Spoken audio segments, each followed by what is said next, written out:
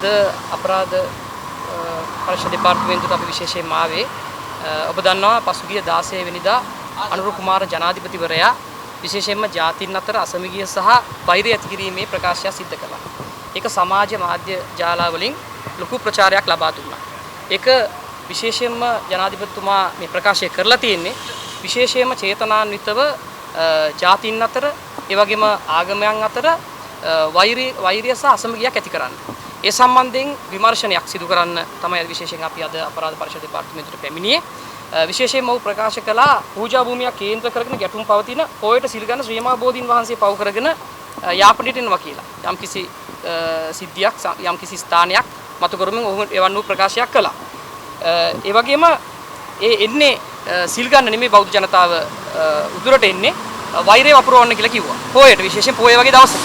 ඒ නිසා අපි අහන්න කැමති ජනාධිපතිතුමාගේ සහ මේ ආණ්ඩුවෙන් මෙච්චර කල් මේ නිදහසේ Tamanගේ ආගම Tamanගේ ජාතීන්ගේ අනන්‍යතාවය තහවුරු කරමින් ජීවත් වෙච්ච රටක මිනිස්සු විදියට අපි ඔබෙන් අවසර ගන්න ඕනද අපිට නිදහසේ මේ ආගම ජාතිය අදහන්න. ඒ විතරක් නෙවෙයි විශේෂයෙන් මෙවන් වූ ප්‍රකාශ කරමින් ද්‍රවිඩ ජනතාවට ඇති කරනවා සිංහල ජනතාව කෙරෙහි ලොකු වෛරයක්.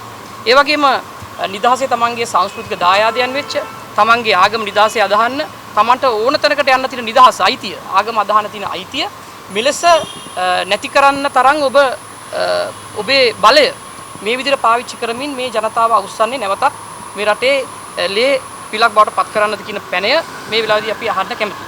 විශේෂයෙන්ම අපි දන්නවා ජනාධිපතිතුමාට ඔහුගේ දුර කාලය තියෙන නිසා ජනාධිපති මුක්තිය හිමි වෙනවා.